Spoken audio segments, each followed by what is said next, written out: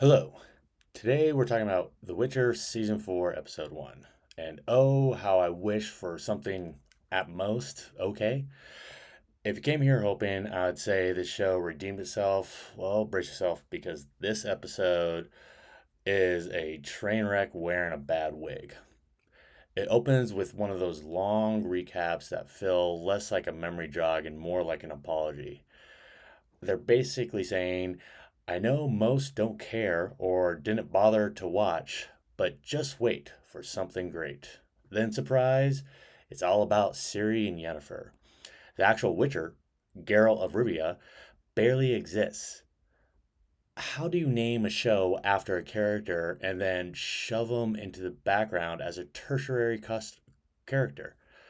That's not storytelling, that's misdirection and poorly slow.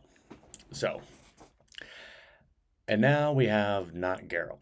So Henry Cavill, who played Geralt for season 1 through season 3, was the only person who actually respected the source material, and he's now gone. He left because the writers couldn't stop butchering the lore, and in his place, Liam Hemsworth. Now, he's a perfectly fine actor, but here he looks like a Timu version of Geralt. The wig, tragic. The accent changes every other scene. Sometimes brooding, sometimes a lost tourist. None of Cavill's grounded gravitas, just this dazed wanderer in a costume department crisis. This episode then drags us into Ciri's new storyline with the rats. The gang she joins during the last season for the tragic few who made it through season 3. Now, in the books, these are terrifying young killers and thieves, but on screen, they're like the village people got rejected from a Renaissance fair. They're supposed to be dangerous, but I've seen scarier improv tropes. Their outfits scream theater camp, not lethal bandits. And Ciri, of course, falls in with them because apparently her destiny now includes moody musical montages and bad eyeliner. Then there's her romance with Mistel, the rat's leader. In the books, there's tension and trauma. It's complicated, dark, and somewhat uncomfortable. Here, Netflix turns it into a checkbox romance moment. Now, Ciri's sexuality isn't an issue. The lazy writing is. They removed the emotional messiness and replaced it with this shiny, sanitized subplot that nobody cares about and says nothing. It's like they're terrified of anything that feels or looks real. And don't even get me started about the CGI. Yennefer's interrogation scene with this bad witch literally ends with the bad witch's eyes exploding. And not that cool, gritty fantasy way, more like PlayStation 2 cutscene that didn't finish rendering. And again, this series is called The Witcher. And anyone who has played the games, they want to see monsters. They want to see Geralt fighting them, taking contracts.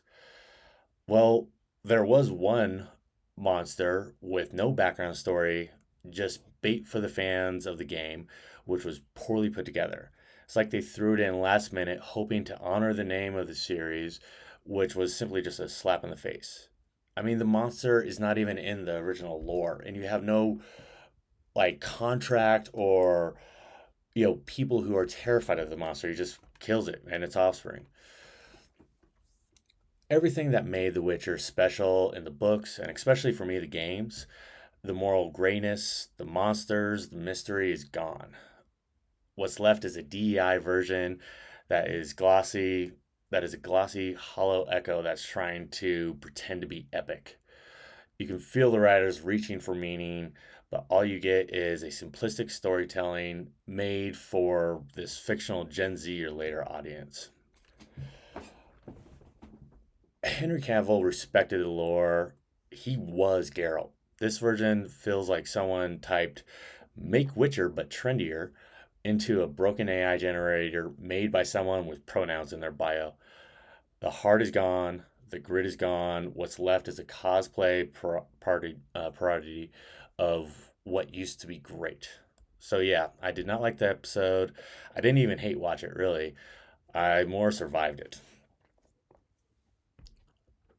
But of course, I'm going to survive all the other episodes and review them as well on here, just because I enjoy talking about fantasy, believe it or not. So, if you managed to finish it without rage quitting, you deserve a medal. Drop your thoughts in the comments. I'm generally curious to see what anybody thought about it. And if you did like it, tell me what you liked about it. I might be way off, but this was just horrible, and I still can't believe the cost of this series and the fact that they're still going to be making season 5. Thank you.